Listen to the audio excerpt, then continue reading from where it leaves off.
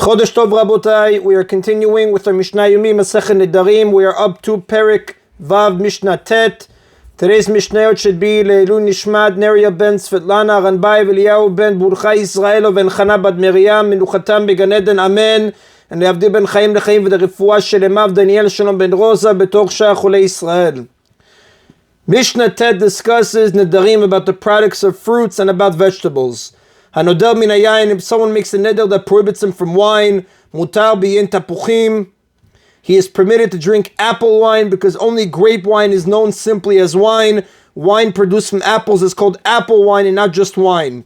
Mina shemen, if he prohibited himself from oil, mutar b'shemen shum shemin, he is permitted sesame oil because only olive oil is known simply as oil.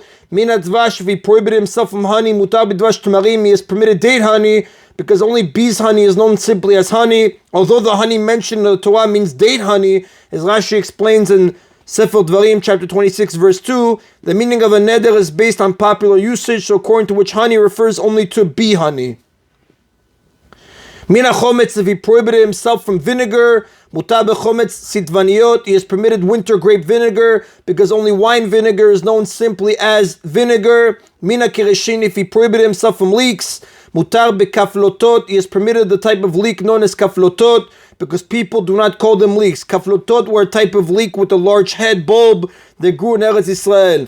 Mina yarak, if he prohibited himself from vegetables, mutar b'yarakot hasadeh, he is permitted wild vegetables, b'pneshu shem levai, because the term wild vegetables is a name with an attachment, meaning when a person refers to wild vegetables, he always attaches the word wild to vegetables and never refers to them as vegetables alone. Therefore, a neder prohibiting vegetables does not include wild vegetables. Now, the explanation that the Mishnah gives here applies to the previous cases as well. A neder directed at wine, oil, etc. includes only items known by those terms alone, and not items to which another word is always attached, such as apple wine and sesame oil. And that is the end of Mishnah Tet. Mishnah Yud continues, Mina kruv asur be'ispargos. If someone made a neder that prohibits him from cabbage, he is also forbidden ispargos, a type of cabbage, because it too is called cabbage. Mina ispargos mutar b'kruv. But if someone made a neder that prohibits him from ispargos, he is permitted other types of cabbage because the word ispargos is used only for that variety. Mina girisim asur mina mikpa. If someone made a neder that prohibits him from ground beans, he is forbidden to eat a porridge of beans because even after beans are made into porridge, people still refer to them as ground beans. The Rabbi Yossi Matir, or Rabbi Yossi, however, permits a porridge of beans because the beans in there are not called ground beans. Right? Rabbi Yossi Matir, Rabbi Yossi permits a porridge of beans because the beans in there are not called ground beans. Mina mikpa mutar bikrisin. But if someone made a neder that prohibits him from porridge, all agree that he is permitted ground beans because ground beans by themselves, which have not been made into porridge, are not called porridge. Mina mikpa su b'shum. If someone made a neder that prohibits him from porridge, he is also forbidden to eat garlic, even if it is not in a porridge, since all porridge are flavored with garlic. A neder about porridge applies to garlic as well. Garlic was used to flavor every porridge and therefore became identified with porridge. Therefore, someone who prohibits porridge refers even to garlic on its own. However, a neder forbidding porridge does not apply to ground beans on their own because not every porridge is made out of ground beans. Some porridge are made of other ingredients, and since ground beans are not essential for porridge, the word porridge does not include them. Garlic, on the other hand, was added to every porridge, and therefore it became identified with porridge. So if someone prohibits porridge, it refers even to garlic on its own. Rabbi Yossi Matir, however, Rabbi Yossi permits garlic that is not in a porridge because such garlic is not called porridge. Mina shimutar b'mikpa. But if someone made a neder prohibiting himself from garlic, all agree that he is permitted even a porridge that contains garlic because once garlic is added to a porridge, it stops being known as garlic, as the Taz writes in Yerodea, chapter 217, note 11. Mina adashim asur ba'ashishin. If someone made a neder that prohibits him from lentils, he is also forbidden ashishim, inferior lentils, because they are called lentils as well. The Rabbi Yossi Matir, Rabbi Yossi, however, permits them because they are known only as ashishim and not as lentils. Mina ashishim mutar ba'adashim. But if someone made a neder that prohibits him from ashishim, all agree that he is permitted lentils because no one refers to lentils as ashishim.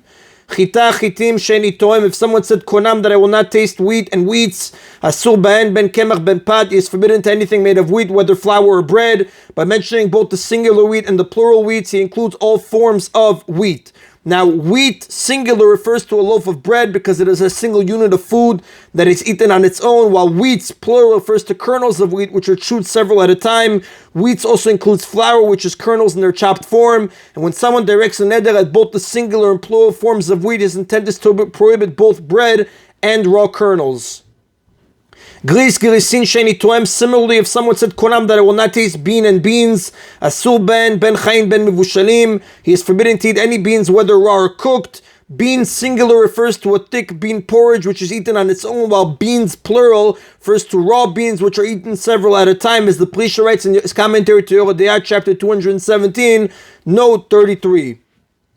Rabbi Yehuda says, Konam geris or chita shenitum. If someone said konam that I will not taste bean or wheat, mutar lachos chaim, he is permitted to chew it, bean or wheat raw, because the singular form does not include raw beans or raw wheat kernels. Rather, the singular noun wheat or bean prohibits only bread or porridge, as Shulchan Aruch writes in Yerodeyah chapter 217, halakha 20 and 21. And the opposite is true. Someone will mention only the plural noun beans or wheats is prohibited to chew the raw form, but allowed to eat the cooked or baked form. So again, the singular noun wheat or bean prohibits only bread or porridge according to Rabbi Yehuda, but you would be allowed to chew it, the bean or the wheat, raw. And that is the Rabotai of today's Mishna Yomi. Everybody should have a Chodesh Tov. Baruch Adonai Leolam. Amen v'amen.